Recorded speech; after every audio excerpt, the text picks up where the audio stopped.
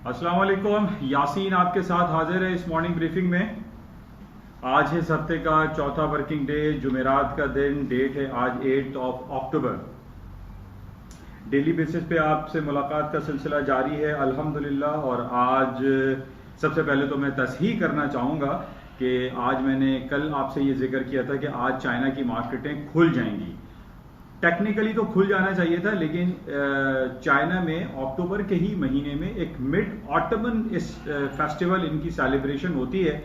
आज इत्तेफाक से 8 अक्टूबर, जो कि सेकेंड वीक ऑफ थर्सडे आप कह लीजिए कि वो कंसिडर किया जाता है, जिसकी वजह से आज चाइना की मार्केट नेशनल डे हॉलिडे के बाद नहीं खुली। वजह ये थी कि आज लाए कर गया, आज mid ottoman day, mid ottoman festival के हवाले से चाइना आज भी बंद है। तो बहरहाल चाइना की मार्केटें कल खुलेंगी, आज नहीं खुली। तो बहरहाल इसकी तस्हीह कर लीजिएगा, क्योंकि मेरे पास जो रिपोर्ट्स अवेलेबल थी, जो डेटा अवेलेबल था, उसके अंदर मिड ऑटमन फेस्टिवल के हवाले से हॉलीडेज का कहीं जिक्र नहीं था।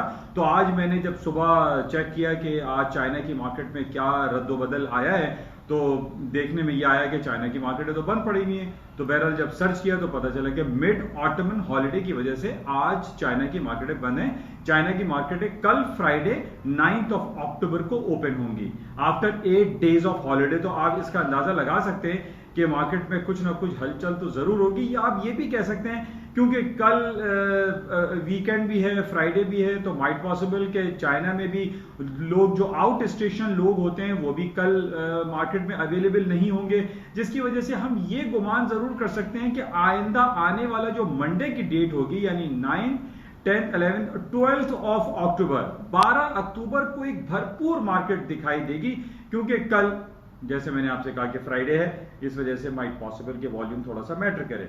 तो बहरहाल कल हम जरूर चेक करेंगे कि चाइना की मार्केटों में क्या होता है। इसके अलावा जो सूरत हाल मार्केट में इस वक्त चल रही है, उसमें खास तौर पे हम पाकिस्तान की थोड़ी इकोनॉमी के हवाले से बात कर लेते हैं कि पिछले 15 दिनों में कराची स्टॉक एक्सचेंज में जो बदहाली का शिकार रही, और तकरीबन 4000 points Karachi stock exchange PSX index fall हो गया। लेकिन कल, येस्टरडे और आज की मार्केटें कुछ निस्बतन बेहतर दिखाई दे रही हैं। जैसे कि कल भी मैंने आपसे कहा था कि पाकिस्तान ने पहली बार एक्सचेंज ट्रेडेड फंड के तौर पर बहुत सारे फंड्स लॉन्च किए हैं, और इससे बिलियंस ऑफ रुपीस की अर्निंग और जो फंड है वो रेज होगा पाकिस्तान की इकोनॉमी में, पाकिस्तानी स्टॉक मार्केट में, जो कि पॉजिटिव इंडिकेशन है, जिसकी वजह से आज हम ये देख रहे हैं कि आज भी तकरीबन 100 पॉइंट मार्केटें प्लस हैं, पॉजिटिव टेरिटरी में, ग्रीन में चल रही हैं। तो ये बड़ी खुशाइन बात है, और हम ये दुआ करते हैं कि आइंदा भी पाकिस्तानी स्टॉक एक्सचेंज की मार्केटें अच्छा परफॉर्म करेंगी, और चाइना के खुलने के बाद भी मार्केटें ऊपर की तरफ जाएंगी। और the time is ticking down, सिर्फ 10 दिन, तकरीबन 10-12 दिन रह गए। FATF के हवाले से पेरिस में मीटिंग है 21, 22 एंड 23 ऑफ अक्टूबर को, इसी महीने में, और उसके अंदर पाकिस्तान के ग्रे लिस्ट के हवाले से एक बहुत बड़ा फैसला होना है, जिसमें कभी इम्कानात ये जरूर हम सबको हैं, और दुआ भी हमारी है कि पाकिस्तान का नाम ग्रे लिस्ट से हटा दिया जाए। लेकिन हमारे जो दुश्मन ममालिक हैं वो इस कोशिश में लगे हुए हैं कि पाकिस्तान इंटैक्ट रहे, या इवन वो तो इस कोशिश में लगे हैं कि पाकिस्तान ब्लैक लिस्टेड हो जाए। लेकिन अल्लाह की मदद हमारे साथ होगी, और हमारी दुआ है, उम्मीद है कि हम जल्द अज जल्द ग्रे लिस्ट से, FATF की ग्रे लिस्ट से हम निकल जाएं, और हमारा पूरी दुनिया में जो एक वकार, एक मजरू हुआ है, वो बेहतर हो सके, हालात खूबसूरती की तरफ जा सकें, और पाकिस्तान में फॉरेन डायरेक्ट इन्वेस्टमेंट भी आए, पाकिस्तान में फॉरेनर्स भी आए, पाकिस्तान में टूरिज्म भी परवान चढ़े, पाकिस्तान में जॉब अपॉर्चुनिटीज क्रिएट हो, पाकिस्तान में सियाहत को फरोगत मिले। तो ये हमारी दुआ है, और हम दुआ करते हैं कि FATF के मैदान में हम इसको सर कर जाएंगे। बहरहाल इसके अलावा दूसरी जो बात है, पाकिस्तान में जो डॉलर की कीमतें हैं उसकी कदर कीमत में कमी आ रही है। पाकिस्तानी डॉलर 163 रुपीस 0.5 के लगभग आ चुका है, जो हम ये समझते हैं कि द स्ट्रॉन्गेस्ट साइड पर पाकिस्तानी करेंसी आई है। कहाँ 170 तक मार्केट ट्रेड हो रही थी, आज हम देख रहे तकरीबन 6-7 रुपए स्ट्रॉन्ग हुआ है पाकिस्तानी रुपया। ये हमारे लिए बड़ी अच्छी बात है। लेकिन जो मुख्तलिफ एनालिस्ट बैठे हुए हैं वो इस बात का भी इशारा दे रहे हैं कि पाकिस्तानी करेंसी दोबारा से वीकर साइड पर चली जाएगी, और उसकी वजह जैसे कि हम चाइना और दूसरी दुनिया की इकोनॉमीज को चेक करते हैं कि जिस मुल्क की करेंसी वीकर साइड पर होती है उसकी एक्सपोर्ट जो है वो ज्यादा बेहतर हो जाती है, वो एक्सपोर्ट ओरिएंटेड कंट्री कहलाता है, जिसकी वजह से ये कहा जा रहा है कि after certain period of time Pakistani currency दोबारा से वीक होगी। लेकिन कोशिश तो हमें यही करनी चाहिए कि हम अपने आप को एक्सपोर्ट ओरिएंटेड बनाएं और on the basis of currency ना बनाएं, बल्कि हम अपनी ग्रोथ इतनी अच्छी करें, हम अपना इंफ्रास्ट्रक्चर इतना बेहतर करें कि डायरेक्ट फॉरेन इन्वेस्टमेंट आए, इन्वेस्टर आए और पाकिस्तान के हालात मजीद बेहतर हो सके। हम सिर्फ इस पर रिलाय ना करें कि पाकिस्तान सेंट्रल बैंक जो है, जो स्टेट बैंक ऑफ पाकिस्तान है, वो अपने इंटरेस्ट रेट को डिक्लाइन कर दे, पाकिस्तान की करेंसी वैल्यू जो है वो वीकर साइड पे चली जाए। This is not good. हमें अपने इंफ्रास्ट्रक्चर को बेहतर करने की जरूरत है। जिस तरीके से मैंने कल भी आपसे कहा था कि पाकिस्तान के सबसे बड़े मेगापोलिस सिटी यानी कराची इस बारिशों के बाद इस लावारिस सिचुएशन से गुजर रहा है, और जिस बदहाली का कराची इस वक्त अपना नजारा पेश कर रहा है, ये बड़े सदमे की बात है। आज भी मुख्तलिफ अखबारात में हमारे अरेबियन सी, जो सी व्यू का जो समंदर है, वहां पर जो गटर और नाले की गंदगी वहां पर दिखाई दे रही है कि जो भी शहर का गंदा पानी है वो सी व्यू में जा रहा है। That is very negative. बहुत ज्यादा अफसोस की बात है कि हमारा ये बल्दियाती निजाम कर क्या रहा है, हमारी बल्दिया क्या कर रही है। हमारा सबसे बड़ा मसला कराची का इस वक्त जो हमें दिखाई दे रहा है, जिसकी वजह से हमारी ग्रोथ प्रोग्रेस कम हो रही है, हमारे अंदर पोटेंशियल एनर्जी हमारी जाया हो रही है, हमारे यहाँ फॉरेन डायरेक्ट इन्वेस्टमेंट नहीं आ रही है, हमारी सड़कों का जो बदहाली का निजाम है, टूटी फूटी सड़कें, हमारा जितना भी इंडस्ट्रियल जोन है वहां पे बहुत ज्यादा बुरा हाल है, जिसकी वजह से हमारी ग्रोथ नेगेटिव में हो रही है, हमारी ग्रोथ डाउन हो रही है। इसको देखना चाहिए। और मैं रोजाना की बुनियाद पे अपने वजीर आजम इमरान खान साहब से, मुराद अली साहब से ये इस्तेदा और ये गुजारिश करता हूं कि कराची पे नजर करम करें, कराची के इंफ्रास्ट्रक्चर को बेहतर करें, पानी, बिजली, गैस और सड़कों के निजाम को खूबसूरत बनाएं, और हमारा जो ये कराची सर्कुलर KCR का जो मंसूबा है इसको जल्द से जल्द लागू करें, बेहतर करें, ऑपरेटिव करें, ताकि हमारी जो इंडिकेटर्स हैं, हमारे जो बैरोमीटर्स हैं, हमारे जो ग्रोथ इंडिकेटर्स हैं वो पॉजिटिव हो सके और ये रिफ्लेक्ट करें पूरी दुनिया की इकोनॉमी में कि जनाब पाकिस्तान एक ग्रोथ ओरिएंटेड कंट्री है और यहां पर इन्वेस्टमेंट होनी चाहिए। बिल्कुल वैसे ही जैसे कल मैंने आपसे कहा कि हमारा छोटा भाई जो बांग्लादेश अब बन चुका है उसने हमें बीट कर दिया है। हमारा छोटा भाई आज हमसे बहुत आगे निकल चुका है और वहां के टके की वैल्यू जो उनकी करेंसी है that is very strong according to Pakistani रुपया, बहुत ज्यादा स्ट्रांग हो चुका है, उनकी इकोनॉमी बहुत स्ट्रांग हो चुकी है। वहां की सबसे इंपॉर्टेंट इकोनॉमी ग्रो करने की वजह जो बताई जा रही है, वहां पर खवातीन को बहुत ज्यादा प्रमोशन दी जा रही है। 70 to 80% जो बिजनेस लोन होते हैं वहां पर लेडीज खवातीन को दिए जाते हैं, जिसकी वजह से आज हम देख रहे हैं कि वहां की खवातीन बहुत ज्यादा काम कर रही हैं। बांग्लादेश एक ग्रोथ ट्रैक पे चल रहा है और हमारा उसके मुकाबले में हालात बहुत नगुफ्तबा हैं। तो बहरहाल इसको बेहतर करने की जरूरत है और इसके बेहतर होने से हमारे पाकिस्तानी स्टॉक एक्सचेंज में बेहतरी आ सकती है और हमारे करेंसी वैल्यू भी मजीद स्ट्रांग हो सकता है। न सिर्फ इस बेस पे कि जनाब बाहर से हमारे पास डॉलर ज्यादा आ रहे हैं, क्योंकि anti money laundering and terror financing का जो मंजूरी हुई है, जो बिल पास हुआ है, इस बेसिस पे हम ये देख रहे हैं कि डॉलर की इनकैशमेंट हमारे यहाँ लोकल मार्केट में ज्यादा हो रही है, जिसकी वजह से डॉलर की कीमतों में खातिर ख्वाह कमी आई है। तो बहरहाल हमें पॉइंट ये है कि हमें अपने इंफ्रास्ट्रक्चर को बेहतर करना है ताकि हमारी ज्यादा से ज्यादा ग्रोथ प्रोस्पेक्ट, ग्रोथ जो रेशो है वो हमारा बेहतर हो सके। अच्छा, बात कर लेते हैं अमेरिकन स्टॉक मार्केट की। अमेरिका की स्टॉक मार्केट कल जैसे मैंने आपसे कहा था कि कोविड-19 कोरोना वायरस की वजह से पिछले 7-8 महीनों से मार्केट इसको बैरोमीटर बनाए हुए और अप्स एंड डाउन हो रही थी, लेकिन पिछले 3-4 महीनों में हमने देखा अमेरिका और यूरोपियन इकोनॉमीज और दुनिया के बहुत सारे कंट्रीज ने billions and trillions of dollar के स्टिमुलस पैकेजेस अनाउंस किए, जिसकी वजह से वो 30% मार्केट है जो डाउन हो गई थी कोरोना वायरस कोविड-19 की वजह से, वो तमाम रिकवर कर गई और तारीख की नई बुलंदतरीन सतहों पर अमेरिका की स्टॉक मार्केट आ गई। अच्छा, ये तो चली एक चैप्टर हो गया। अब हमारे पास ये बड़ी बातें चल रही थी पिछले कई महीनों से कि जनाब कोविड-19 के हवाले से जो व्हाइट हाउस की जो पर्सनैलिटीज हैं, जो व्हाइट हाउस में काम करने वाले जो वर्कर्स हैं, जो एम्प्लॉइज हैं, वो मास्क नहीं लगाते, वो फेस मास्क नहीं लगाते। इवन डोनाल्ड ट्रंप साहब ने भी पिछले 8-9 महीने तक फेस मास्क नहीं लगाया। लेकिन अब हम ये देख रहे हैं कि ट्रम्प साहब को पिछले हफ्ते कोविड-19 पॉजिटिव टेस्ट आ गया, उनके मिसेस मेलानिया ट्रम्प को भी पॉजिटिव हो गया, लेकिन वो अब बेहतर हो गए हैं और 3 दिन हॉस्पिटलाइजेशन के बाद वापस आ गए अपने व्हाइट हाउस, अपने होम, अपने रेजिडेंस में, जिसके बाद हमने देखा कि स्टॉक मार्केटों में दोबारा से पोटेंशियलिटी का इंजेक्शन लगा और मार्केट हायर साइड पे चली गई।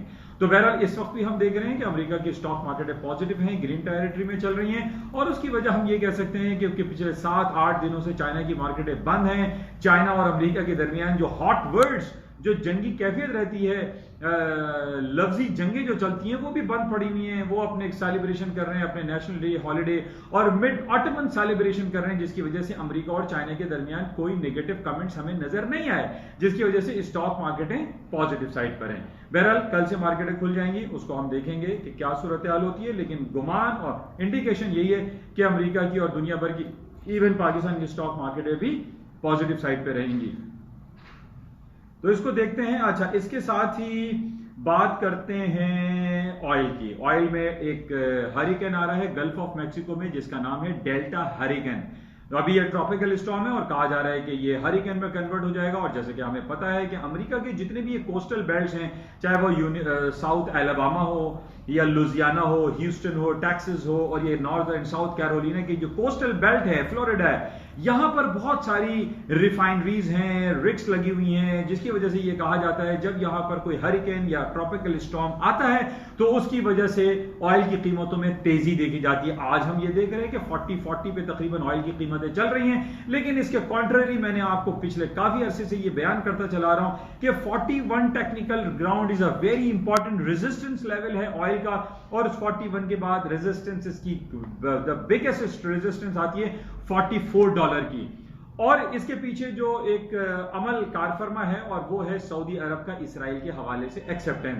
तो बहरहाल इस हवाले से भी आप इसको देखिएगा कि क्या सऊदी अरब सूनर और लेटर कोई ऐसी इंडिकेशन देता है कि वो इसराइल को एक्सेप्ट करता है या नहीं। इन बेसिस पे बहरहाल ऑयल की कीमतें लूम कर रही हैं। लेकिन आज रात में जुमेरात का दिन है, आज कहा जा रहा है कि जनाब वो ट्रॉपिकल स्टॉर्म या हरिकेन हिट करेगा ये कोस्टल बेल्ट पे। इसको हम देखते हैं कि ऑयल के हवाले से इसमें क्या सूरत हाल रहती है।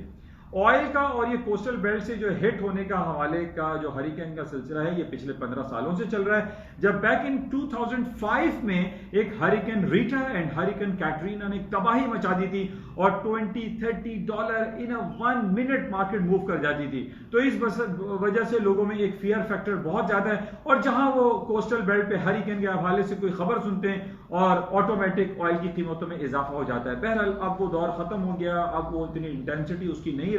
ये उस जमाने में नया नया दौर शुरू हुआ था, लोगों के पास सोशल मीडिया नया नया आया था, जिसकी वजह से वो 24 घंटे वो व्हाट्सएप हो गया या डिफरेंट फेसबुक वगैरह पे फॉरन इंफॉर्मेशन मिलती थी और लोगों में एक पैनिक क्रिएट हो जाता था, जिसकी वजह से तेल की कीमतें $20-30 मार्केटें विद इन 1 मिनट 2 मिनट्स में ऊपर चली जाती थी। लेकिन अब ऐसी सूरत हाल नहीं है। बहरहाल फिर भी इसका नेगेटिव फियर फैक्टर जरूर ऑयल मार्केट पे लाया करता है।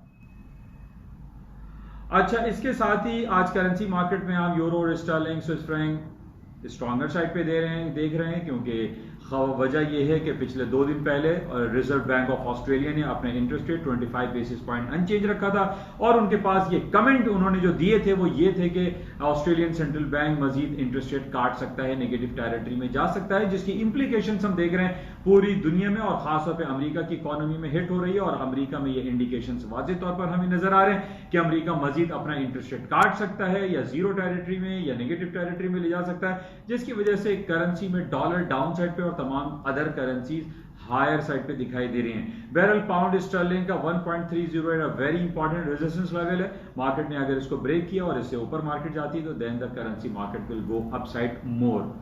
अच्छा, गोल्ड की कीमतों के बारे में बात कर रहे हैं। गोल्ड की कीमतें हायर साइड पे हैं, जैसे मैंने आपको 2 लेवल दिए हुए हैं, 1920 और 1840 is a very important crucial resistance and supporting level है। मार्केटों में ज्यादातर पोटेंशियल हायर साइड पे दिखाई दे रहा है और गोल्ड की कीमतों को ऊपर जा सकता है और बाय करके आप चांस ले सकते हैं। अच्छा, इसके साथ ही थोड़ी बात कर लेते हैं पाकिस्तान की दोबारा। पाकिस्तान में आटा ₹2, ₹3, ₹5 तक महंगा हो गया है, बड़ा नेगेटिव है। हम इमरान खान साहब से इस्तेदा हमेशा करते रहते हैं कि वो कुछ ऐसे इनिशिएटिव लें और जो चोर बाजारी, जो करप्शन का मामला गर्म हो रहा है, इसको भी बेहतर और मजीद इसको हैंडल करें। और एक गरीब आदमी को आटा महंगा मिल रहा है, दैट इज नॉट गुड। मेरी एक सजेशन हुकूमत पाकिस्तान को, फाइनेंस मिनिस्ट्री को ये जरूर रहती है कि आप इसको सब्सिडाइज करें। आटा गरीब अमीर छोटा बड़ा हर आदमी आटा उसकी बेसिक नीड है, आटे पे सब्सिडाइज दें, उसको सब्सिडी दें। 50% आम आदमी को उसको सब्सिडी मिलनी चाहिए ताकि 30-40 रुपए किलो के हिसाब से उसको आटा मिल सके। आप भले दूसरी चीजों को महंगा कर दें, आप सिगरेट जो 100 रुपए का पैकेट है उसको 1000 रुपए का पैकेट कर दें, क्योंकि ये अननेसेसिटी गुड्स हैं, ये कोई जरूरी नहीं है। आटा हर आदमी खाता है, रोटी हर आदमी खाता है, सिगरेट हर आदमी नहीं पीता। सिगरेट, सिगार या जो अल्कोहल जो लोग अक्सर लोग इस्तेमाल करते हैं, दैट इज द सुपीरियर जो है वो गुड्स हैं, इनकी एक आम आदमी को जरूरत नहीं है। आप जो आइटम 1000 रुपए का उसको 10,000 रुपए का कर दें और बाकी 9,000 रुपए सब्सिडाइज कर दें। आटे में, दाल में, चावल में, चीनी में, दूध की कीमतों को सब्सिडाइज करें ताकि एक आम आदमी की जिंदगी उस पर आसान हो सके। ये मेरी एक सजेशन है, उम्मीद करता हूं कि हुकूमत वक्त इस पर जरूर ध्यान देगी।